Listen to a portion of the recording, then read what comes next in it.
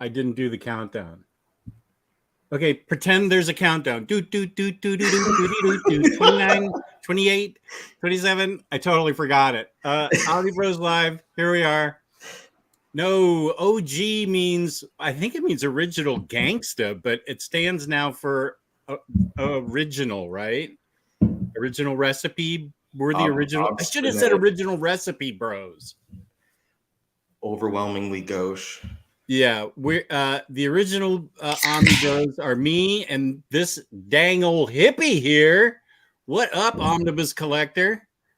I'm the hair collector now. I'm like that guy in Doom Patrol, the beard collecting dude. It's just my hair. I actually aesthetically it looks good. Your hair's all dark, and then just that fringe of your beard is gray. It looks really cool. I'd have to dye everything except that little skunk spot. But I'm trying to. Is it Reed? Does Reed Richards, is he the one that has the chin, or is it Doctor Strange? I think Doctor Strange. Reed has the gray sideburns always, or he used to. I mean, OG. His hair on the side. Yeah, he had the gray hair. I'm looking right now. Yeah, he doesn't have a gray beard. I think Doctor Strange is who you're thinking of, who you're modeling yourself after. So I'm looking it up, and it's all just pictures of Bendy Dick. Oh, what are you drinking? Oh, Coquito? Yes, sir. Lone Star. Hey, Lone Star. National Cranberry beer of and Texas. soda. Nice. Cranberry and soda. Okay. How is Lone Star, by the way? I've heard it's like the hipster beer. I've never had it. It's Texas's beer that's literally owned by Pabst Blue Ribbon. It's about $2 a can. It used to be cheaper, of course. Like $2 a can? I'd have never been an alcoholic if beer was that expensive. But it used to be like $1. But now, how much did I? No, I might be thinking bottle, $2 a bottle. I got a 12-pack and it was about $10. Oh, okay. So that's not bad. And that was at Target, and Target's like stupid with their prices. Speaking of Target, which lets me segue into our favorite place, Costco. I was at Costco a few days ago, Lou, and do you know what they sell frozen there now? No. They brought it back? Chicken bakes. Baby, we got to go. Well, it might be just in their warehouse. Damn it. We have to check it out. Did you get them? I didn't know it until the woman in front of me put them on the conveyor belt, and I was like, "What are those?" And she's like, "These are the chicken bakes, and you can take them home, and they're awesome." I'm like, "Oh wow! Wait till I tell my friend." Are we talking food? Because I have some food to talk about, and a new microphone to talk into. Yeah.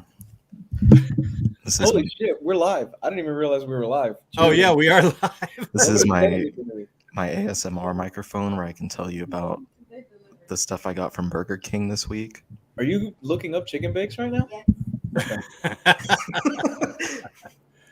Yes. Speaking of chicken bakes, you can't get chicken bakes, but you can get your Omnis and other collected editions for 42, 38, 50%, 65% off at instocktrades.com, where I can't find the frickin' picture.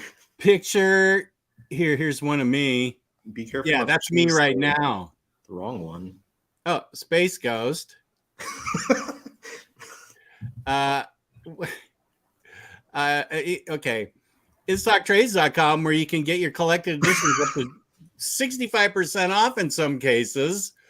The last Monday of every month, we give away a free $50 gift card worth $50 worth of credit at instocktrades.com, courtesy of instocktrades.com.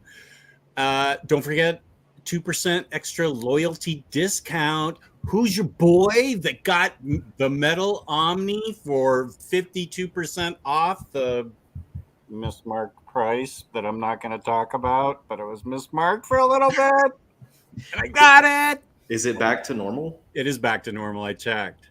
Oh, So man. your boy got it. Okay, so sorry. 2% off, yeah.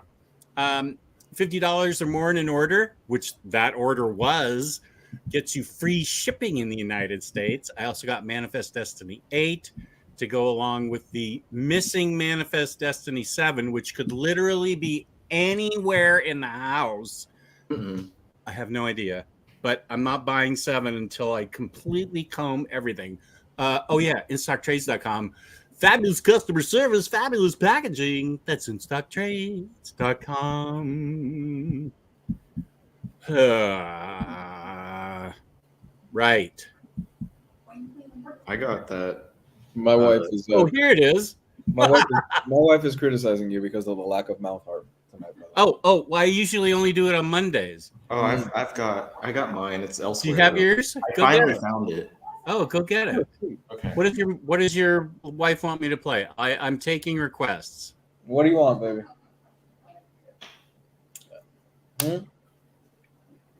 What do you want? No, she got nothing, man. What's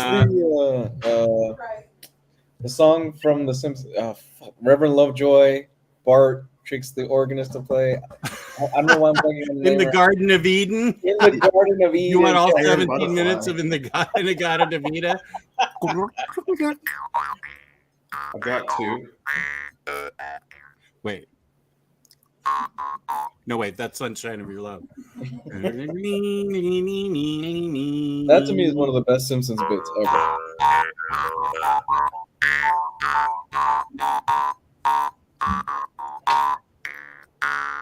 And they're all holding up their candles at the end of the performance. I love that it This cuts. smells like rock and or roll. I love that it cuts to 17 minutes later and the organist just passes out. Boom. Is that the one that that's the one that leads to that's the soul one where Bart trades his soul for $2? Yeah, Oh, that is an epic episode. that's a good episode. Yeah. I love that episode. Okay. Recently, like a month ago, I caught up with The Simpsons again because I was about a season plus behind. Mm-hmm. And what year are they on? Like 33 or something. It's That's crazy. as long as you guys have been alive. I know. But I watched all the stuff that I hadn't seen, and you know, the same fare. It's it's most of it's not good. Some of it's fine. There's a few good ones sprinkled in. And afterwards, I decided to, that wasn't enough. So I tortured myself, and I actually caught up with Family Guy up to the current episodes. Ooh. Oh. And I watched. I think I told you guys this in our chat, but just to put it out there, that was like 12 seasons that I hadn't seen. It was like 200 plus episodes. I watched every single one over the course of a couple of weeks, like while working and doing other stuff. I just had it going in the background. And I cannot for the life of me understand how that show is still alive. Like it's not good. It's really not. And like I used to love it. Yeah, I also haven't watched it in a while. In the early episodes, it was fine. And I was telling my parents this because my parents are the type that, like, my dad was watching All in the Family recently, and Family Guy is very much like he's trying to push All in the Family with like an animated series, was what McFarlane was doing at the beginning, at least. Yeah. But my dad's the one who watching All in the Family is like, they can't do this on TV now. And I'm like, I told him they do. It's all the stuff that they try to put on Family Guy, but there's no fucking punchline. Can I say fuck on this show? I do on the Thursday show. There's no punchline. And that's what makes it like, it's just not funny. So people are like, oh, they can't do that now. I'm like, it's not that they can't. It's that when they don't do it well. Yeah, I get you. Yeah. It very much seems like a lot of the stuff that's grandfathered in, they don't get shit anymore. They could literally do anything that they want, and they won't catch any shit. Like this South Park, It's Always Sunny. Those shows, they could do literally whatever they want. Everybody's just like, yeah, it's just those guys. It's Always Sunny is, I think, it's similar to why All in the Family worked, is because they're not vindicating the characters. Like, each of the main characters are terrible. Not at And all. they let you know that every single episode. Like, these are terrible people. So when they do terrible things, you're not supposed to be watching it and thinking like, oh, this is a great protagonist that I'm supposed to try and emulate, you know? And that's All in the Family. Like, Archie was never vindicated. He was always in the wrong, and he was often corrected for what he was doing and saying throughout the series.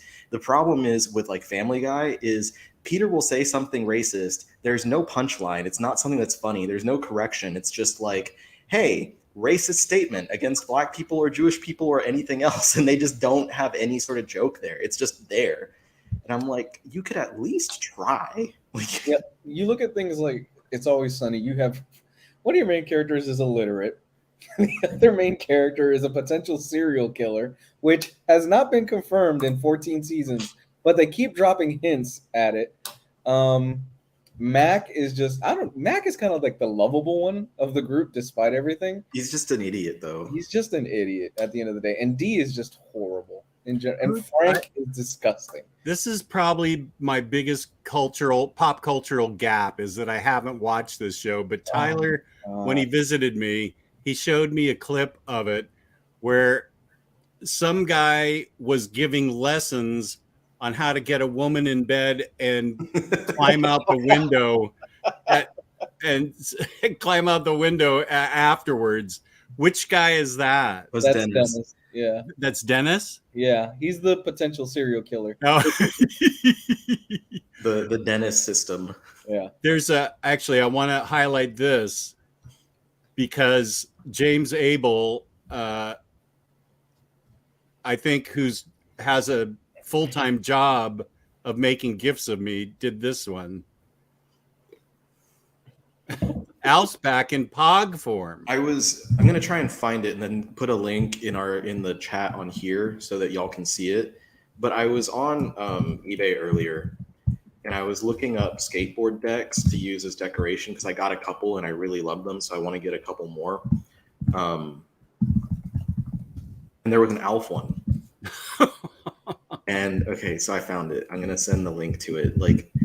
And then Jess, hopefully you can put it up there. Let's see, in the private comments. I'm gonna here. Where are private comments? Right here. On the side, private chat next to comments. Oh, yeah. Okay. Also, FYI, HBO has just canceled Titans and Doom Patrol. Excuse me. What? Yeah. They just announced that they canceled Titans and Doom Patrol. Okay, let's see. Okay, just a sec. Let me share this.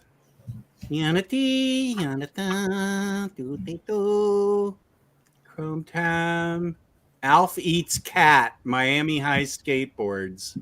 Okay. All right, chat. There Should it I is. get it? Whoa, you're gonna put that on your wall? That is horrifying. Yeah. I would think twice about that one, man. Yeah, Riley.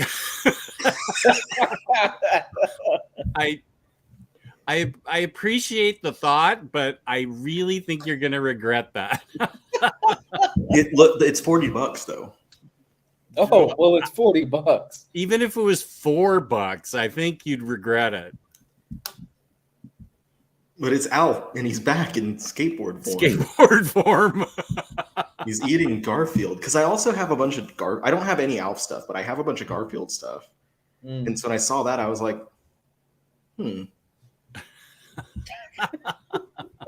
Wait, how many were made and how many? 8 available, 7 sold. So there would be dozens of you almost that have this. Dozens of us. Yeah. Wow. What's the Miami High reference? I'm guessing they're a skate company. Oh, okay. Okay. That is horrifying, and I'm very worried about you. I didn't look it up. I looked up, I think I looked up honestly, anime skateboard deck because I have Naruto and Yu Yu Hakusho. So I was like, let me get 2 more in that theme. And that was the first thing that, literally one of the first things that popped up. I was like, what the hell? Let me see if I can catch up in the chat. Larry says about the CD Iron Butterflies, Inagata Davida, everything on this album sucks so hard. I forgot there was anything else but Inagata-Davida on that album, because the whole first side, I think, is Inagata-Davida. Here's Kenny. Heyo. Oh, here's a question to the chat, and it's been asked a couple times, but somebody else hasn't seen it. But John is asking, what would you say is the best Simpson episode? Now, we all have our favorites. That one about Bart losing his soul is 100% classic, and when Simpsons was right in the sweet spot. It's not my favorite, but it's awesome. But I will let you guys go. No, Riley is not going to get drunk again and go off on Civil War II. No, I don't even remember what Civil War II was about. I drank that memory out of my entire head. It's the best. It's The honestly Simpsons, I have two like favorites. One of them is the one that the Homer like do it for her comes from. Oh yeah, That one is just emotionally like kicks my ass. The Yeah, same that- reason why like my favorite Futurama episodes are like the one where Fry gets stung by a bee and the one with the dog. oh, the one with the dog. I was afraid Oh. you were going to say that. God, that makes me cry. I can't Oh. watch that one. It's The- so heartbreaking. The other one, the other Simpsons that I love is one of the Treehouse of Horror episodes where Homer goes into like the like 3D world. Oh yeah, Like I just, especially for at the time, because I think that was when like 3D video games like the N64 and PS1 were first coming into prominence. Mm. So it was really cool to see The Simpsons in like 3D at that time. and That was- and at the time, that thing was way expensive to make, oh, I'm sure. because I think every episode is like $1 million worth of work anyway, and that tacked on like an extra $1 million. Yeah, a lot of my favorites are Treehouse of Horror episodes, and those are Yeah. some of the ones that are still the best ones. Those are consistently good. Yeah, because They're only like 10 minutes, 8 minutes long, and they can make their point. they do whatever they want. Also, Yeah. and that was one of the reasons the most recent season was somewhat like interesting, was because there was a Treehouse of Horror episode, but then like I think it was sandwiched between two other non-canon episodes. Canon. I love that there's canon for this. Well, you know, like the type of stuff where it was the one where Lou, I think you mentioned in the chat about like Martin being a grown man, like Yeah, posing as a that kid. that was weird because I read that and I'm Yeah. like, okay, I'm willing to go with this for the sake of the joke, and I think it could work if they really ran with it. But it turned out it wasn't true. It wasn't real. Right. It was one of those. It wasn't the Treehouse of Horror, but it was, I think, the non-canon right after it, and there was another non-canon right before it. And that one, it was like a couple of people pretending to be anonymous, like they were wearing fake, like Simpson-style Guy Fawkes masks, were standing in front of a computer, and they were like, "We're gonna leak all the secret like Simpsons episodes and stuff," and then like they were putting stuff up like that. There was like 3 in a row, and I was like, "Man, we're winning! Like we are eating well with the Simpsons this year." Yeah, but just there was an episode. I think I told you this where Martin. I don't think I've heard this. Okay, so there was an episode that apparently it's not considered canon. It aired and it threw everybody online off. It threw me online off, and I was willing to go with it because I'm like, it could be really interesting if they play with that. The concept is that Martin is actually an adult, and he is an undercover agent working in the school, and he has a wife and kid he comes home to every single night when he gets dropped off. That was a real episode? Mm-hmm. What? It was part of a clip episode. Oh. I got to see that. I It love was- Martin. I think it was one of the earlier episodes of the current season. Oh, Yeah. okay. My favorite episode, besides the Soul one, is the one where this is early on, where Homer discovers a dump truck had tipped over and ejected its contents of sugar. So there's a big pile of sugar, and he starts bagging it up. I'm going to sell it for $5 a bag. And Margie goes, I can get it for 69 cents at the store. And Lisa goes, there's a blasting cap in this.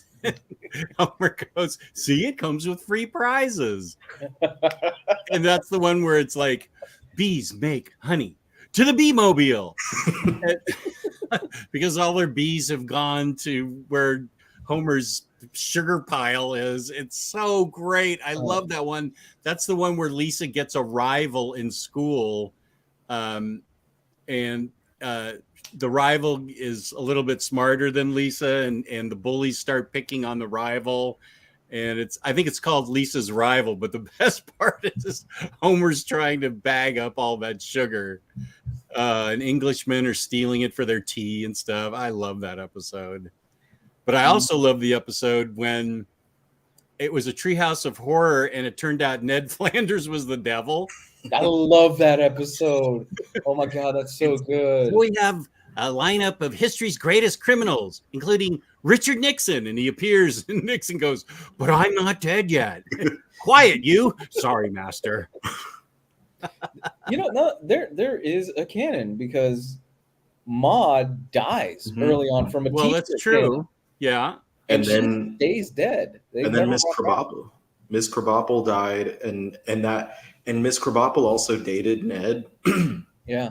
And so Ned like has parts where he's like, "Damn, man, like I lost Maude and I lost Miss Krabappel." Yeah. Well, I think they had to write Miss Krabappel out of the show because Marcia Wallace died. Yes. Same with Phil Hartman, who was so brilliant as Lionel Hutz, attorney at law. And what was the other character he played?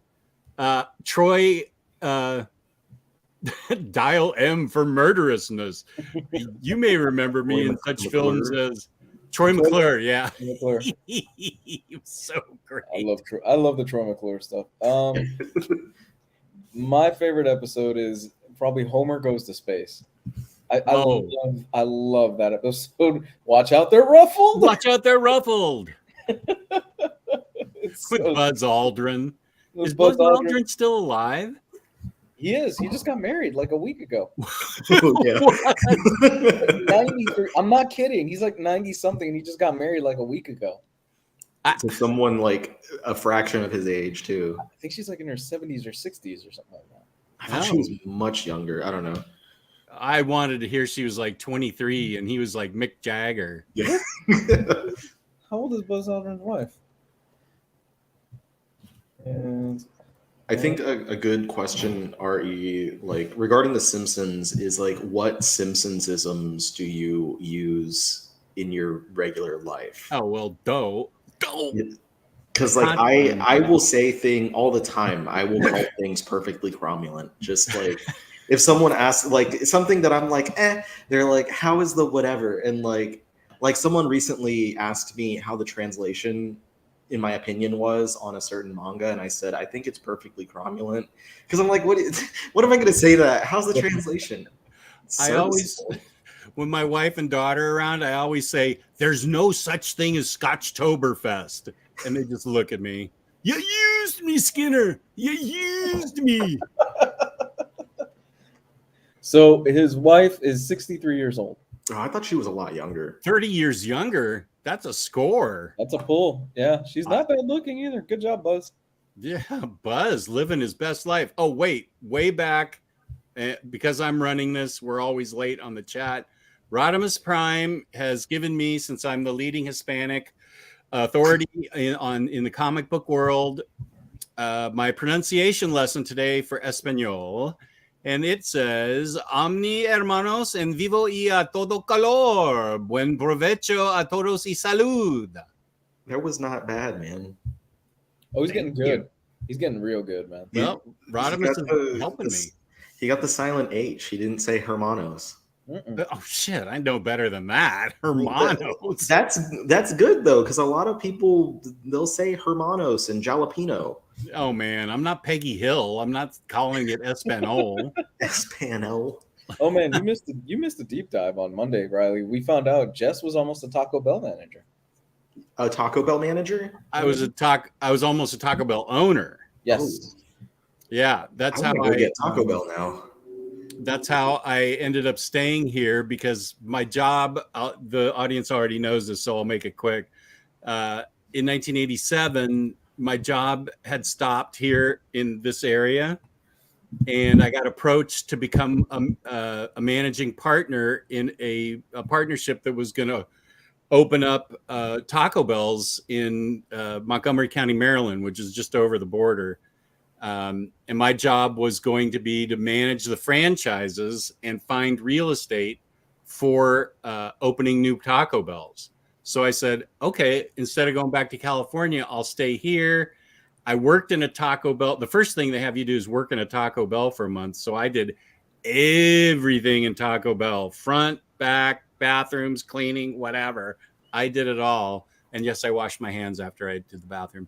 And then like 2 weeks later, after I'd made this life decision, I met Patty and fell in love with her immediately. Then 2 weeks after that, they cut me out and said, we don't think we have what it takes to find the real estate.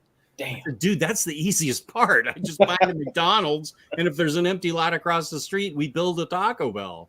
Yeah. And they're like, no, we just so I was, when I met her parents at the end of the summer, I was still jobless, still looking for work. And I'm proud to say that I never really worked for the whole time I've been married to Patty. Well, it was hard. I had to avoid a lot of things. So, but I was almost a Taco Bell owner.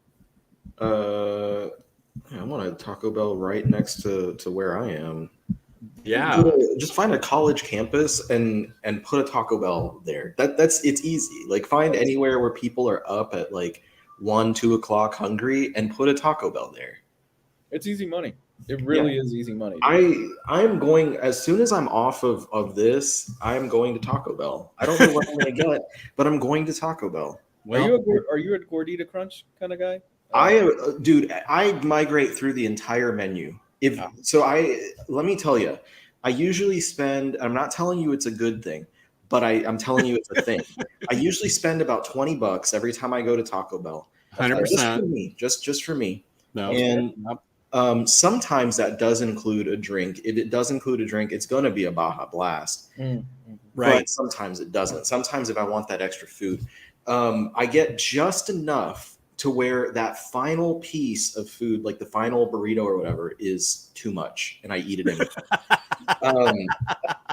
I always put in at least one cheesy rice and bean burrito because that's like a staple. What I've come to really love is the 5-layer beefy cheesy burrito or whatever it's called.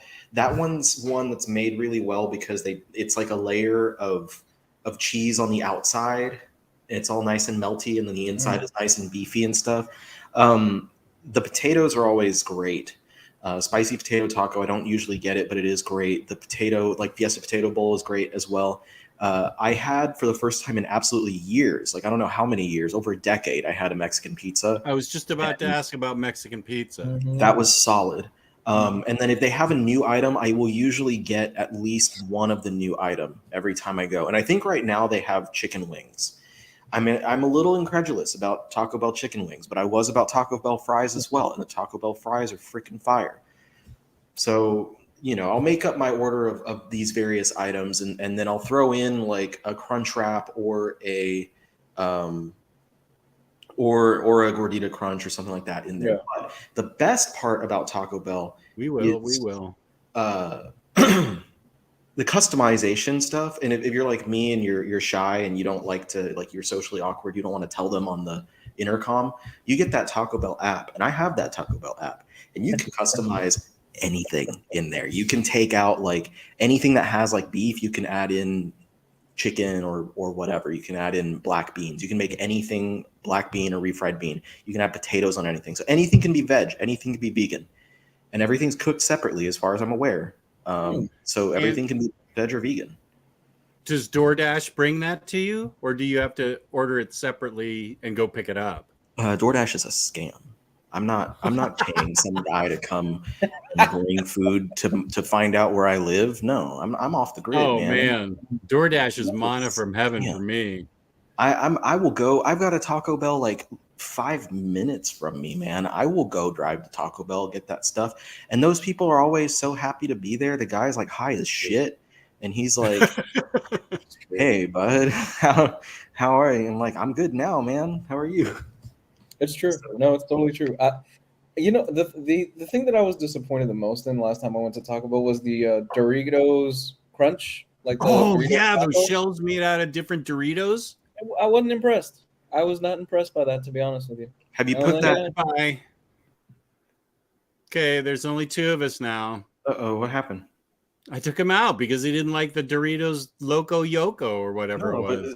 It was okay. I expected more of a Dorito taste to it. Dude, have you put the Doritos Loco taco shell inside of the gordita? Yeah. Gordita crunch. No. That's good. I feel like I'm missing something now. Go do that. Okay. I'm gonna tell you to do that right now.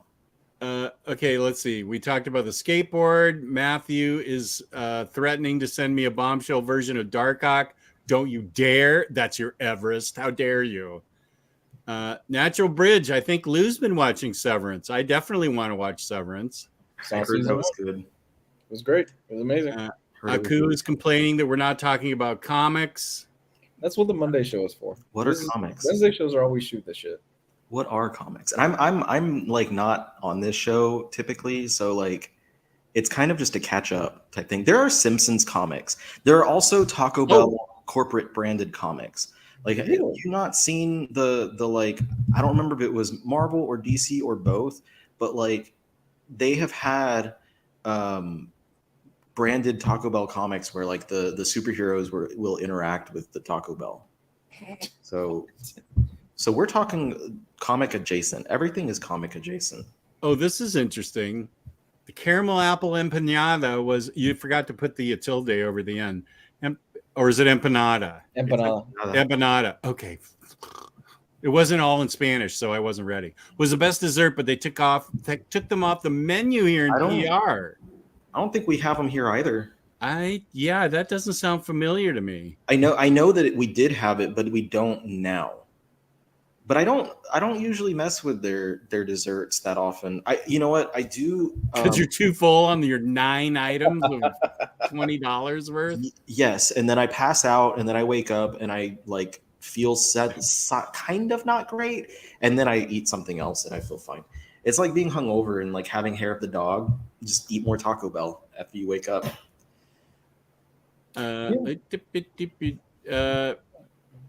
Breakfast. What's in a Mexican pizza? You don't ask questions like that. I will tell you, it is like nothing at Taco Bell is Mexican. It's all Mexican adjacent. Oh yeah. Like they don't have like actual Mexican food. Yeah, there's like Mexican food and American food, and the Venn diagram of Taco Bell.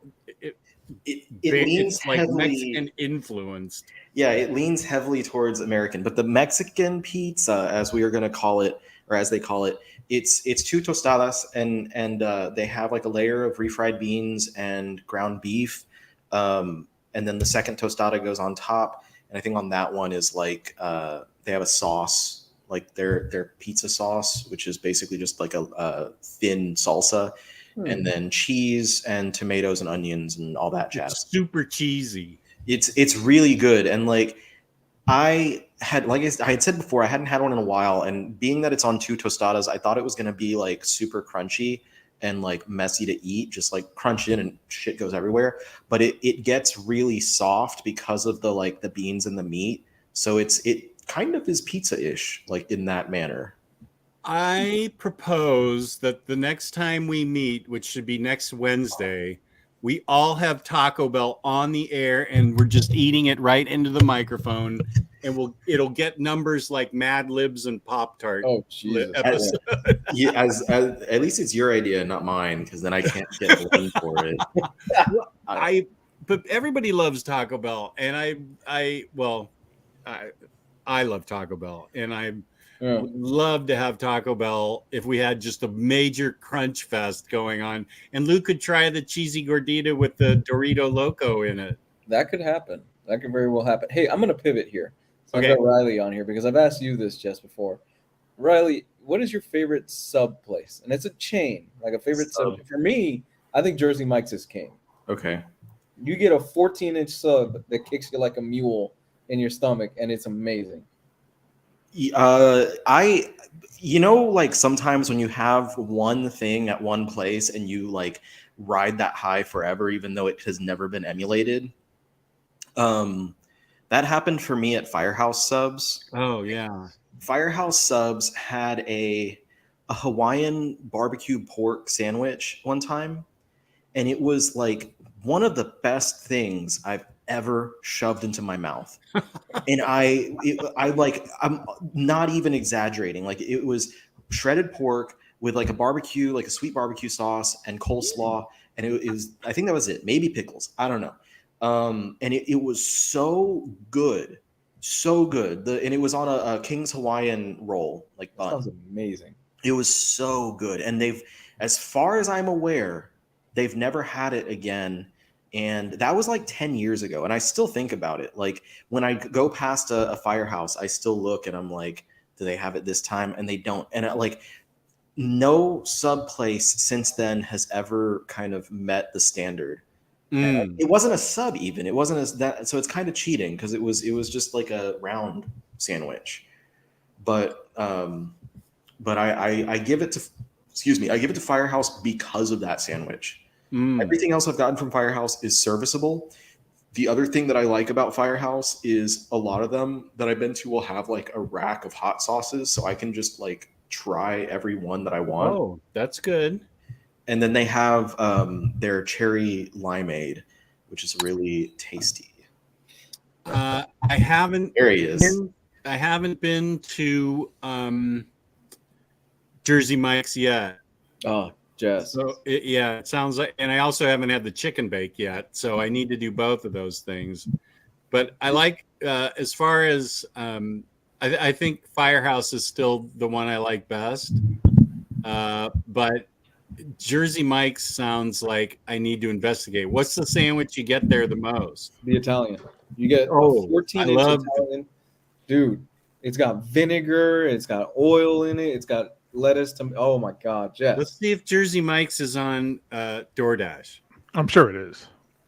It's a traditional. Oh, my God, dude. Gabe's beard. My reaction to Gabe's beard is like Jess's reaction when he saw my hair. I had no idea Riley had long hair. I sent y'all a picture of it like 2 months ago. Yeah, Jess. Come on, man. You didn't make it your wallpaper on your phone like I did? Gabe's getting that God of War beard, man. Man. Dude, I bought a straightener, like a hot iron straightener and stuff. I have one of those. Yeah. Okay, here's Still a very comic-related metrosexual. question. Do you guys consider The Batman to be the best Batman live-action film now? I'm still between that and The Dark Knight. That's a tough one. I think I would, just because while The Dark Knight is a great film and many, like, I'm echoing the sentiment of so many people, so I'm not saying anything original here. The Dark Knight is not necessarily, it doesn't sink or swim by being a Batman film. No. The Batman is a Batman film inside and out, and it is fantastic. The Dark Knight is a fantastic film. It could just be a crime film. It's heat, you know? Yeah. No, spot on. I agree with you. Yeah, and I think that's kind of what, because I rewatched the Batman probably like 3 weeks ago, and I was like, God damn, this thing kicks ass, dude. It's so good. I think I enjoy the Batman so much because I went into it expecting to not like it, and then like came out of it like, holy butts, this movie is good. Yeah. I like Batman Beyond better, or Batman Begins better. I think what I like about the Batman was that there was no Bruce Wayne persona that was different than the Batman persona. He was dark and mopey as Batman because of everything that had happened to him. And he was dark and mopey as Bruce Wayne. He didn't want to do any of that stuff that Bruce Wayne had to do. He was more interested in vengeance at the very beginning. And I think that's, to me, that felt, I am aware that the Batman does not exist, that it's not real. What are you talking? Wait, take that back, Jess. No, come on. But if Batman did exist, I don't see how he could split his personalities like that. I mean, he's a brooding, bruised, broken soul that's trying to get vengeance, and at the end of the film, he wants justice. But to me, that really helped me get into the film about how Pattinson made it feel like the same person, Bruce Wayne and Batman. There was no like split. So that's why I loved it so much. I think that's something that he could grow into. Yeah, and he did some detective work, as Rodimus is saying. Yeah. the world's greatest detective. I liked the Batman a lot, but I think the last 15 minutes ruined. Could have been cut out of the movie, and I'd have been fine with it. Once it turned into like, oh look, there's a big flood inside the stadium, and Batman's got to grapple around like a video game and save everybody. That took me out of that grounded detective work, brooding character storyline and idea. Once it started becoming like this whole flooded, saving everybody kind of thing, grappling around, it was too much for me at that point. Once he solved the Riddler like scandal and the Riddler like side of things, that was it for me. Okay. That's when the movie could have ended. That extra 15-20 minutes or so was too much. Fair. And Batman Begins was like the best. That's like Christian Bale as Batman. It's the first time I felt like we got like a decent actor that could be that could be Bruce Wayne and Batman. And they did the Playboy stuff where he comes in and like, oh, you can't come in here. And he's like, well, I'll just buy it a place and take a swim in the lobster tank. You know, things like that. So it was things like that. The whole idea that there was like no special effects that Christopher Nolan used in it. The kind of gotcha moment where it's like, oh, he's Ra's al Ghul. I thought it was this other guy. Like that whole kind of thing, and the whole training in the shadows and him, you know, being. I like the idea of Bruce Wayne and Batman being two separate entities or two separate kind of personality ideas. Like he's really just a baby with, you know, parents' issues, right? So, and I like the idea that the Batman is the mask, or the Bruce Wayne persona is the mask, and he's trying to be happy and try to be a public figure and stuff like that. And the traveling and the growth that they have in that movie, I think, is the best thing that we've had out of a Batman film, other than Ben Affleck being Batman. I did like at the very end where he says, "I won't kill you, but I don't have to save you." Yeah, that's great. Right. I loved that. That was great. My biggest gripe with the Batman is the fucking Joker. Oh, at the end, they had to shoehorn that in. That motherfucker in that scene. You could cut out that whole thing, and it wouldn't make a difference in that movie. Make it freaking Condiment King for all I care. Just don't have the Joker. What? Everybody knows I am sick of the Joker, but wow. Yeah, that was sticking the Joker in there. Heath Ledger did the perfect Joker. Don't even bring the Joker back. That twisted Riddler was so good and so interesting. Yeah. How interesting can the Joker be? I don't care, and I don't want him. Bring I don't know, Scarface and his puppet back. That's what I want to see. I want to see like Scarface. I want to see Clayface. Anybody with a face. Two-Face. Anybody. Mr. Freeze. Give me Freeze. Give me a sympathetic Mr. Freeze like in Batman Animated Adventures or whatever it is, Batman the Animated Series. The thing is, you can do sympathetic or a psycho. You can do.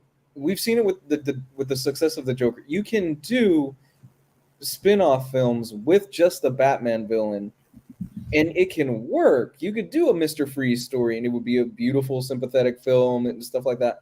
Yeah, in recent years, the origin story has gotten a little bit cloudy because a lot of people have toyed with it a lot and said no. Of the Joker? Of Mr. Freeze. Oh, Mr. Freeze. Okay. Yeah, with especially recently, you know, Scott Snyder did his take on Mr. Freeze, where it turns out as a kid he was kind of like a little in the head, and we also had Mr. Freeze One Bad Day, which I think was like One Bad Day or something like that. I'm a little fuzzy right now. It came out last year, and basically that whole thing was, yeah, he loved his wife, but he obsessively loved his wife to the point where he wanted to control her entire life, and refused to let her die. Refused to let her die. So it got cloudy there, and I was like, my favorite interpretation is just go back to Heart of Ice. Keep it simple. You don't need to fuck around with it because it was already pretty much perfect, and he was a sympathetic villain from the jump.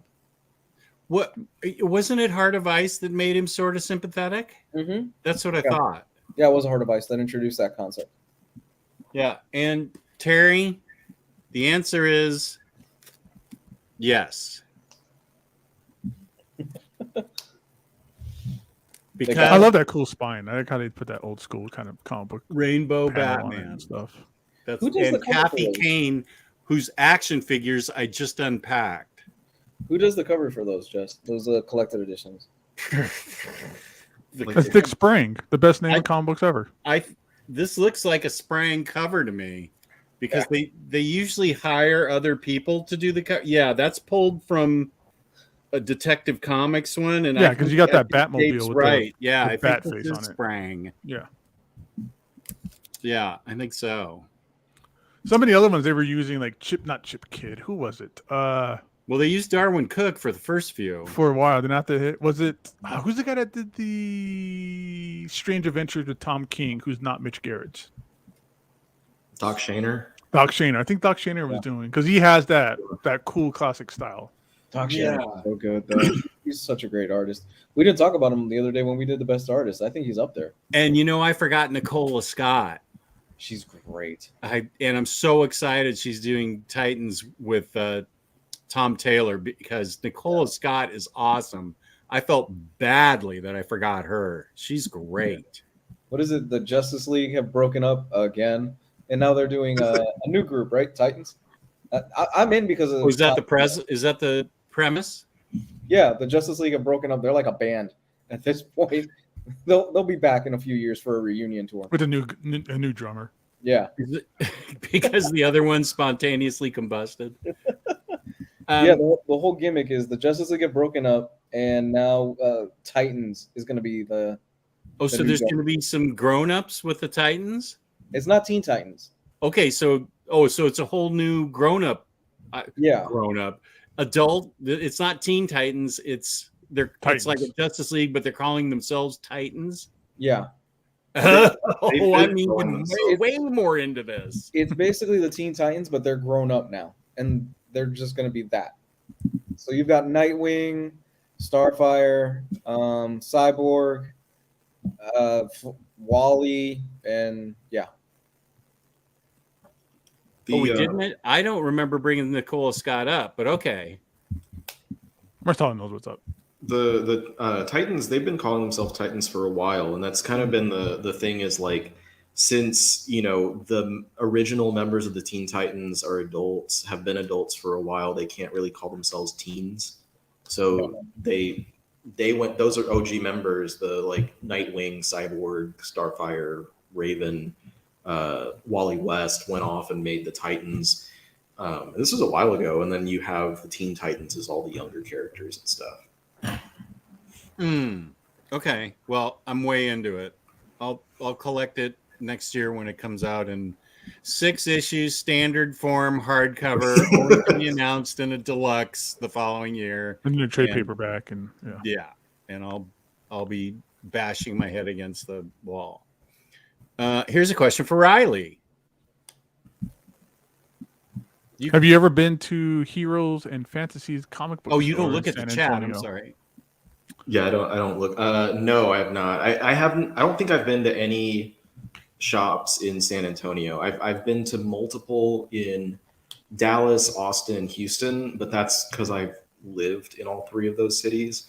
In San Antonio, whenever we visit, I really just eat food and then sleep. Well, Lionheart probably wants your recommendations for that because he's vacationing there next week. And yes, that's a dangerous sign that I know my viewers' vacation schedules. Well, they have to email it to you to get approval, right? So, San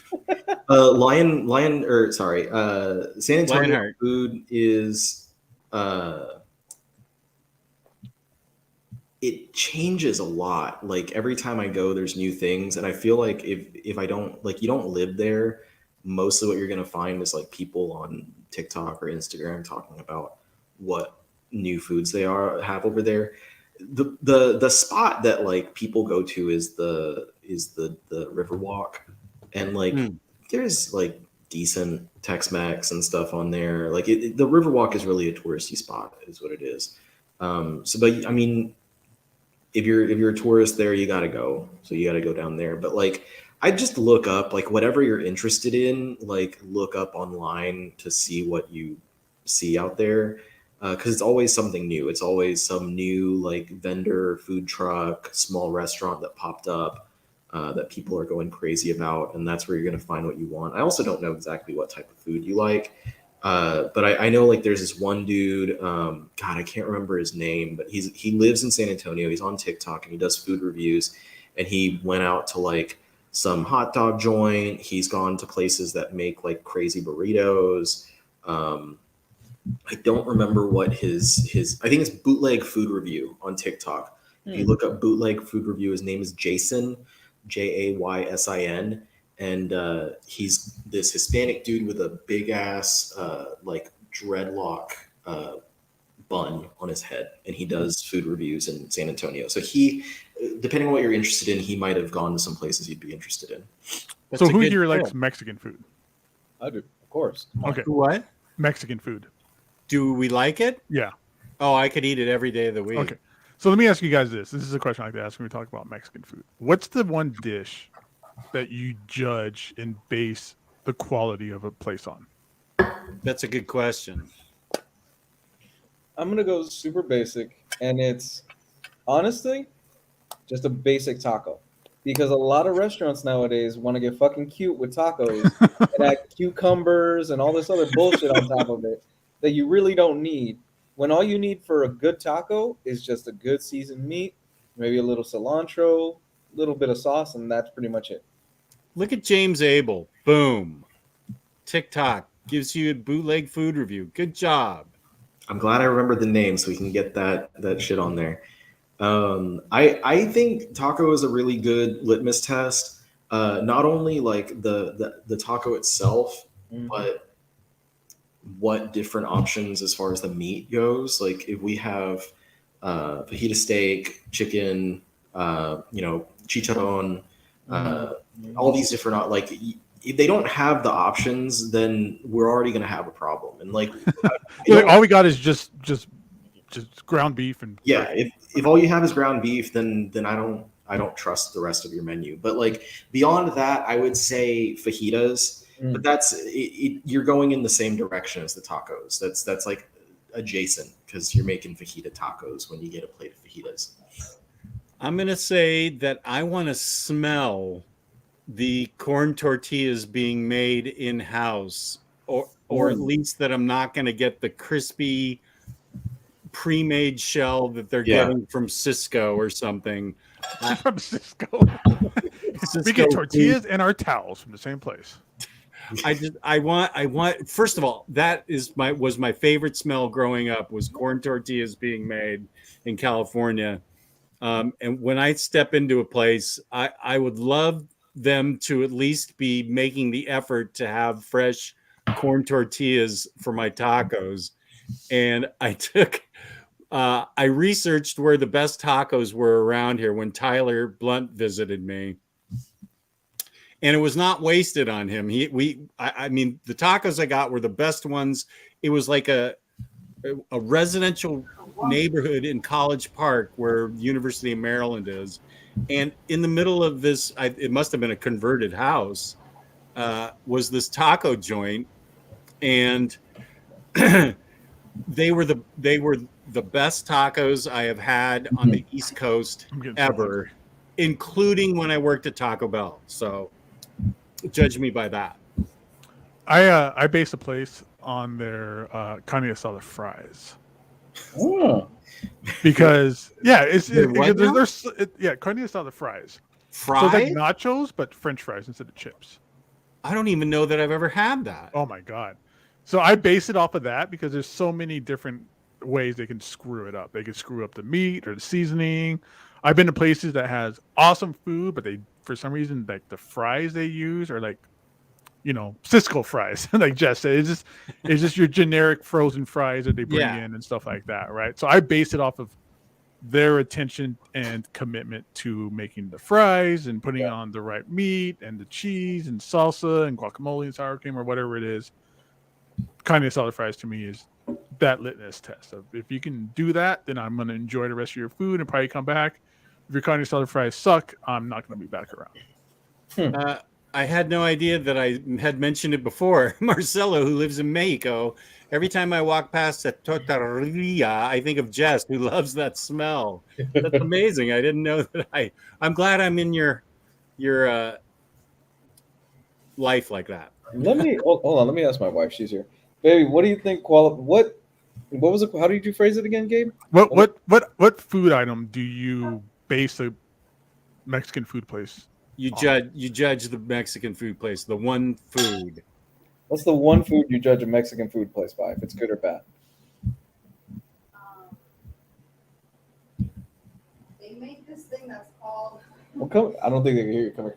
Oh, I have to look it up. I don't know what it's called, but it is. I have to look it up. I don't know what it's called, but it is a soup that has chocolate in it, and it's supposed to be savory. In I a don't- Mexican restaurant? Yeah, I don't know if it's. Huh. I don't Never think heard it's of that. pozole because pozole is like actual. Well, mole is the chocolate. Mole, yes, mole. Leading Hispanic on YouTube comics with mole. I was like, she's talking about like champorado or what? Like, hot chocolate?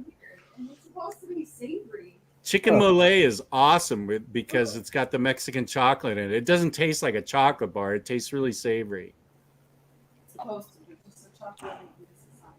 Birria tacos. I've never had those. I haven't either. There's a I'm not a chance fan that- of just like drippy food. Actually, Yeah, it's really dunked in the sauce, right? Exactly. The only thing I There's dunked chains- is Oreos. There's So a no chain in sauce? San Diego No sauce called- for you? No sauce for Sorry? you guys with tacos? No, sauce? I like sauce, but like where it's like you gotta like dip it in and it's like Oh, you gotta, yeah. like, soak it and it's all just like Birria is like a Coming bowl of apart. soup they bring to you, Yeah. and you're supposed to dunk your taco, just slush it in there, Oh my and god. that's a big thing now. Hmm. Wait, NFL dude says Vallarta Express that adds a fried egg and crispy bacon pieces on the carne asada fries. I'm Jesus down for that. Christ. That sounds great. How have I not had carne asada fries? Oh, you are missing out, Jess. Or It even like sounds like pastor. You could get like different meat, like the pastor. There's places out here in Vegas. There's like Roberto's or like Taco El Gordo, places like that. They just kill it on these like carne asada fries. It's a Carne change. asada fries. Oh yeah. Okay, wait. You eat it with a fork. It's basically nachos, like I said, but with French fries. Gabe, Hey, this is Siri. amazing. I've never had this. This looks amazing. Where can I find carne asada fries in Virginia? She gives me a fucking map of Virginia. Yeah, I know where I live. I want to know where the carne asada fries are. You suck. So birria tacos are like fine, they're good and all, but like, and I've had them like made at home as well, and those Oh, are uh-huh. good. But they're too new of an item, like especially outside of I think they started really in California, especially outside of California where they've only really been prevalent for the past couple of years. It's too hard to judge restaurants based on that because A, most of them don't have it, and B, most of them are just kind of riding the trend. If they have it, it's just so that they can. Yeah. And they're not really trying to make it a staple item on their menu. They're just like, yeah, you can get this, this touted up quesadilla that you dip in soup. Now, Mr. Vic is mentioning two things that I also haven't had. Caldo de res. I struggled there. And breakfast chilaquiles. Chilaquiles is just breakfast nachos, Breakfast nachos? basically. It's like chips and eggs and stuff like that. Yeah. What's caldo de res? Well, you're the leading Hispanic, Jess. You tell me. I'm only the leading Hispanic that pronounces it and knows mole. Oh, it's beef soup. Yeah. Right. Well, Riley, you're in Texas, man. So you must get tacos. Must be, food trucks and stuff like that all over the place there, right? Yeah. Does anything equal the donuts that we had at the donut truck in when I visited you in Austin? Forgot about that. I was like, what donuts are you talking about? The donut I got that had fried chicken on it, and I put syrup on it. That is Might have been the greatest thing I've ever eaten. that is the most painful part of like not being in Austin is not having Gordo's donuts. Because I feel like they were like the OG of the like kind of gourmet donuts. And was that the food truck we went to, Gordo's? Yeah. Yeah. They have a restaurant as well, like a sit down venue, where they have like donut burgers and stuff like that. But I we feel didn't like go that all far. we ate was barbecue and Mexican food there. Yeah, And- I took you to Black's Barbecue. Yeah. And then I took you also to, I think, just to Torchy's Tacos, which is just a typical. It's a chain. It's a pretty big chain, but it Is started. that where we went for breakfast that time? Was it breakfast or was it lunch? We went for breakfast someplace. No, that was Juan in a Million. Juan in a Million. Juan in a Million. Yeah, the food was good there. That one was great, and they serve you you get the Don Juan is the plate, and it's this giant plate of filling, like egg, bacon, whatever the shit, all on this giant plate, and then they give you several tortillas, and you just like 30. Yeah, and you just fill your tortillas with that shit. That's the best. I hate going The somewhere and best- getting fajitas and they give me like 2 tortillas. I'm like, The what the hell is best this part nonsense? was that giant mountain is like $5.50. And he's not exaggerating. We walked out of there for $10. Because I throw up. dropped like 100% tip on that shit because I'm like, you guys undercharge. Here, take my money. Yeah, he's 100% right. That was like $5. It was All crazy. Okay, how about this? Rapid fire round. Waffle House or IHOP? Anything over IHOP. Freaking Yeah. dumpster Well- behind McDonald's over IHOP. Waffle House for the fights. Riley? Yeah, IHOP loses Okay. 10 to 10 times. Yeah, IHOP is like somebody going, I'm gonna go to Olive Garden. I'm not a 15-year-old boy on my first date anymore. Fuck Olive Garden. Domino's or Pizza Hut? Domino's. Neither.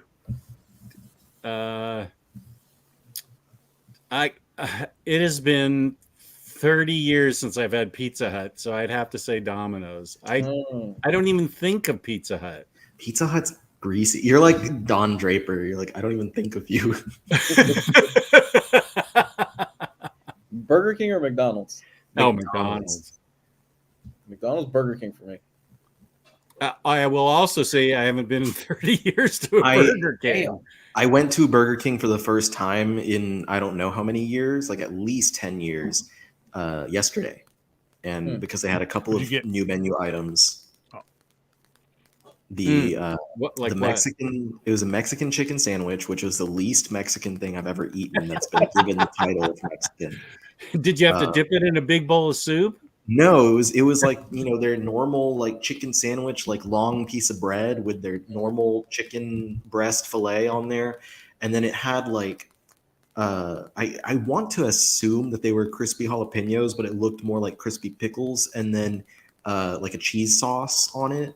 And I think the cheese sauce is where the Mexican came in. Like that's their interpretation of what it means to be Mexican. And I'm like, it was fine. It tasted good. It's not Mexican. I'm like, put a layer of like bean and like shredded cheese and I don't know, like some cilantro or some shit. Put some chopped onions in cilantro.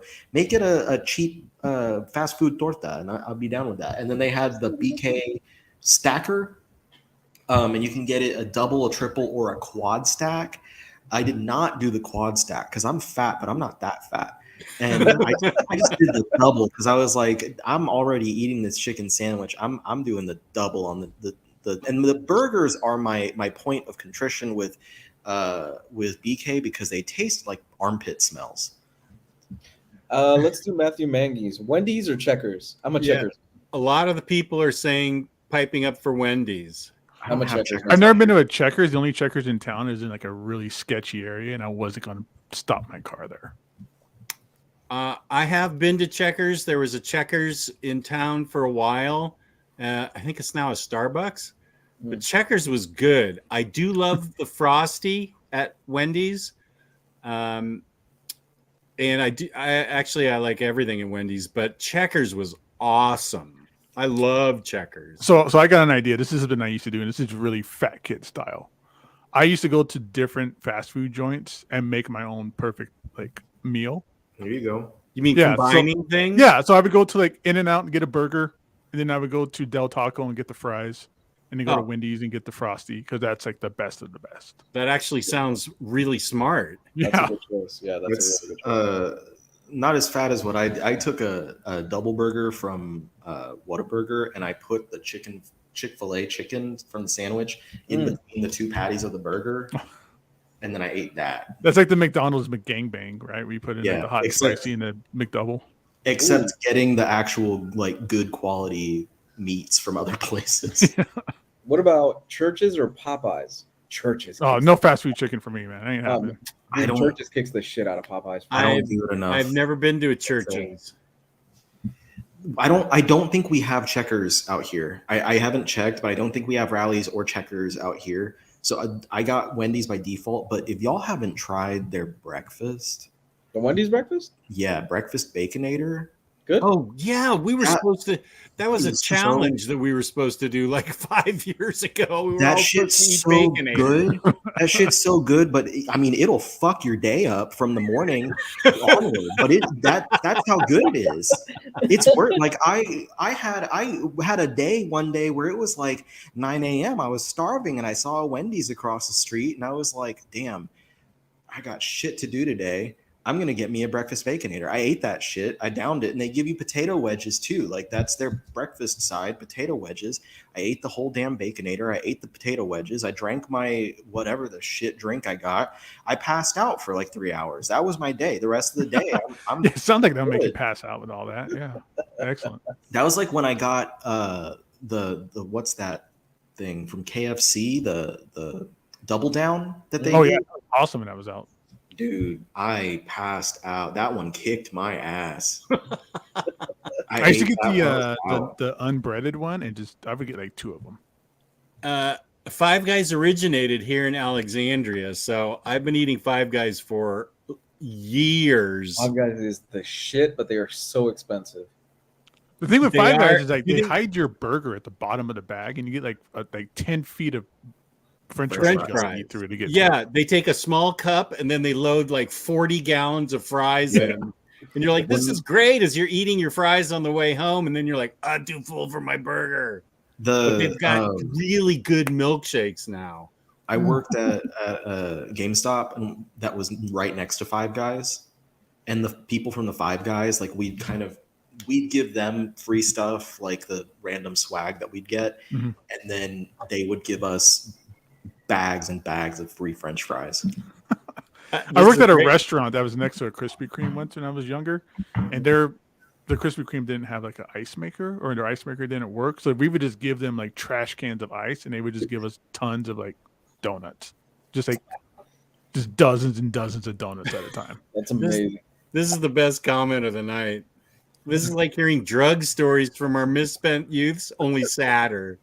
So Because I don't eat a lot of fast food anymore, like other than like In-N-Outs, and occasionally I get that McDonald's like craving or Taco Bell, but yeah. Dude, when I get the like cravings for like Taco Bell is a regular thing for me, like at least once a week. I'm not gonna lie.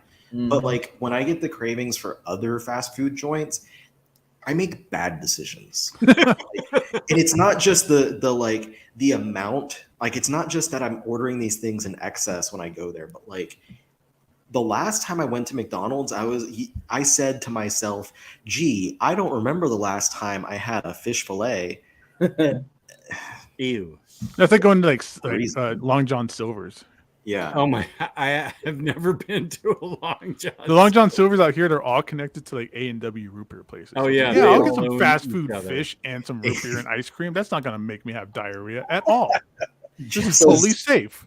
Jess's comment earlier. I could trust the next fart. Whose comment? Your comment today, I think, was it today when you said A&W root beer? It's not the worst root beer ever, or whatever.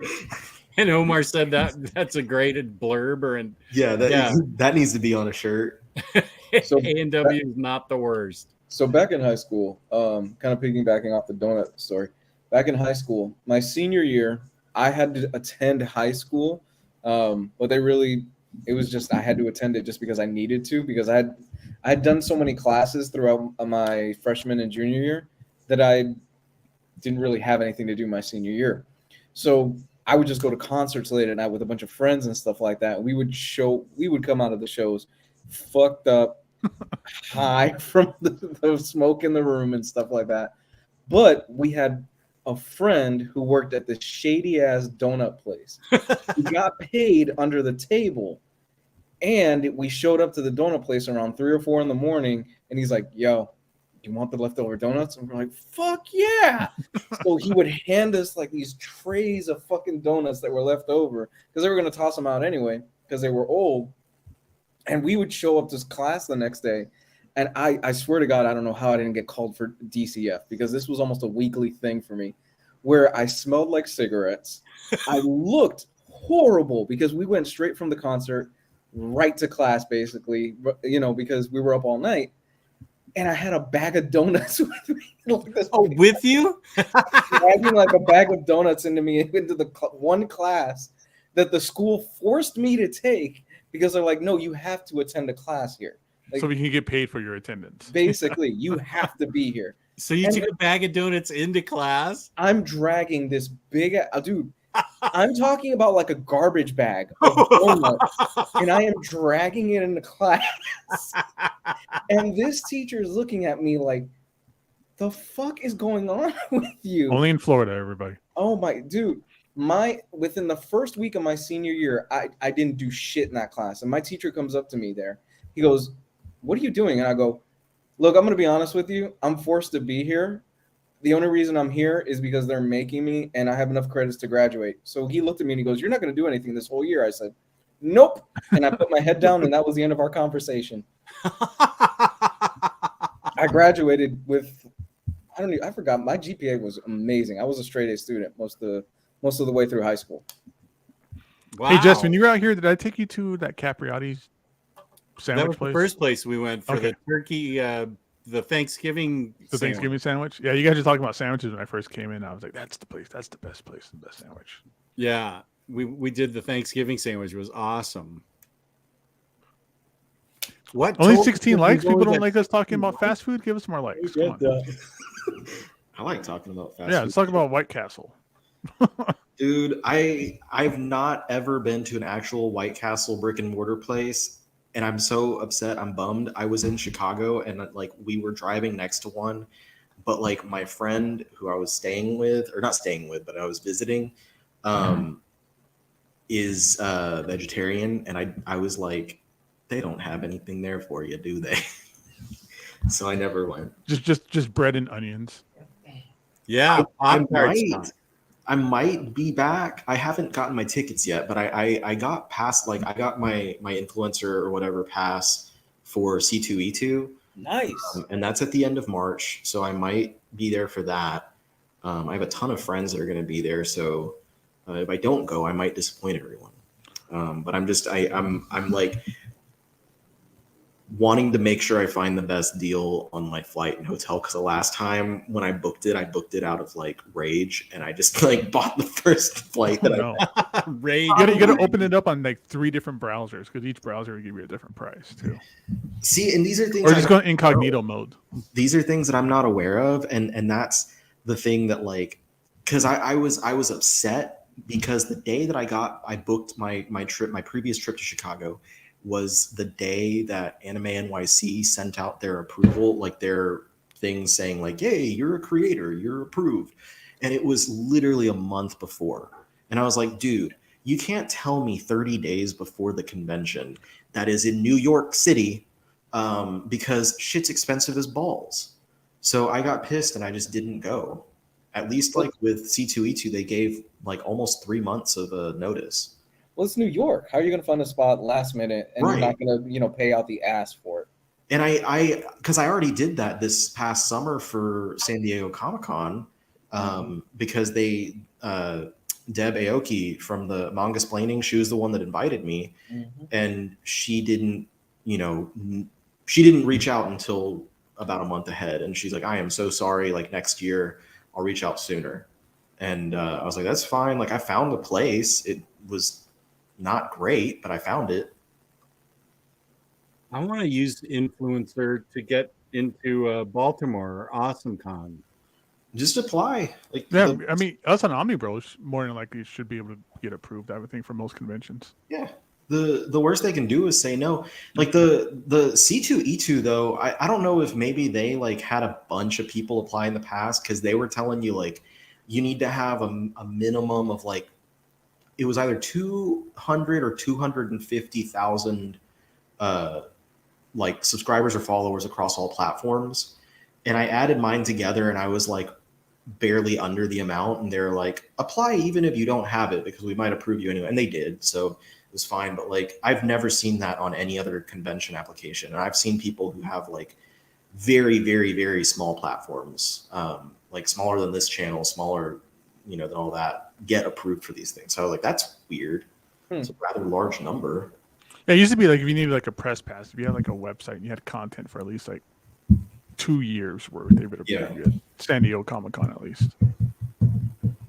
I don't think I could go to C2E2 because I think there's too many people, and I hate people anyway. So there's just too many of them there. Baltimore is about as big as I can deal with. I don't like the people. There's a lot of smelly ass people. Even regular clean people I dislike. I want to take my daughter to her first convention. She's 11 now, so I think that's about the right age, probably. Yeah. Yeah, I think within the next year or two, we might go on a Friday to SuperCon here in Miami, because Friday's usually not that bad. I think she'll have a great time if we do that. Friday's fun. That's whenever in Baltimore when I would find Mark Wade sitting at a table by himself. That's when I took all that picture with him giving me the $1 and going up to him the next year and having him come on my show. And Friday's the best time. It is. Or even try Sundays, because a lot of times Sundays are like kids' days. So like kids might get free or have more kid activities and stuff like that too. Do you miss the con circuit, Gabe? You did it for a while. Oh yeah, I love doing the cons. That was the best part. There's nothing better than traveling the country on somebody else's dime. To just like set up at a comic book show and buy comics and sell comics and hang out all day. Yeah, that does sound like a dream. Yeah, it's great. So Last of Us. Oh, I have to sign off. I haven't watched it. You know what? I'm gonna go get Taco Bell, and if you guys are still on when I get back, I'm get a Mexican pizza. You know what? I haven't made the decision of exactly what I'm gonna get. I got one last week on my weekly Taco Bell trip. This excursion, we'll see. I'll see if my same buddy last time that was definitely high out of his mind is over there. Jump back. I think you have to be high to apply at Taco Bell. Like those dudes are always faded, especially like the night shift. Jump back in if we're still here. Yeah, Dave, I wanted to show you something cool. Cool. When Marvel went public, I got their prospectus back in. I don't know what that means, but that's cool. This is what they used to sell stock. Oh, okay. Public. Is that worth anything now, Chase? I don't think so, but prospectuses usually are pretty bland. Yeah. And this thing's boss. Gonna show up to Marvel. Oh, look at that Jim Lee X-Men artwork and stuff in there. That's awesome. Yeah, there's John Byrne Spidey's all throughout this. It's 100% lawyer gobbledygook about nothing. I mean, look, it's like their stock flyer pamphlet kind of thing. Is that what that is? It's to put out to investors to say we're going public and these are our financials. Yeah. To entice people to want to buy. It tells who's involved and everything and who the owners are and things like that and why they think they can have a successful stock offering. And I just uncovered this and I thought it was really boss. Does it tell you how much the stocks were back then? They were selling it in 1991, 3,500,000 shares. They expected it to be priced between $14 and $16. Dude, that's a volatile time to buy freaking Marvel stock, dude. Like 2 years later, Perlman came over and dumped it. Yeah, and took it into the crapper. Exactly. Yeah, so I thought this was a fun thing to have. That is cool. All right, I'm gonna go. Can you imagine investing so much money only for 2 years later it to tank that bad? Yeah. And to see where it's at now, or like it being mixed in with like Disney stock or whatever. Yeah. Jeez. But was it even public when Disney bought it? Was Marvel stock public? I don't think so. I think they just made a private transaction, but I also don't know. I don't know. All right, don't wait up for me. But if you're on when I'm back in like maybe 30 What kind of sauce do you get? What kind of sauce do you get at Taco Bell? Fire. There you go. Fire. Diablo.